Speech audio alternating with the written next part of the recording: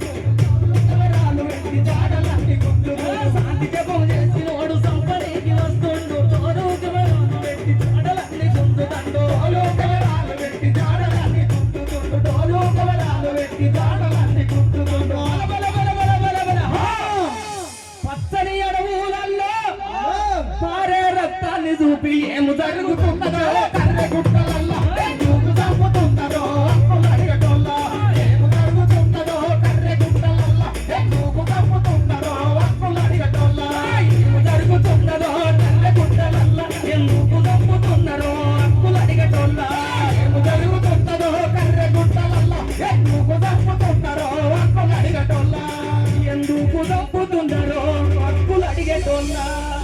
జోహార్లు గణేష్ అన్న గారికి. ఒకసారి చప్పట్లు కొట్టాలి మీరందరూ.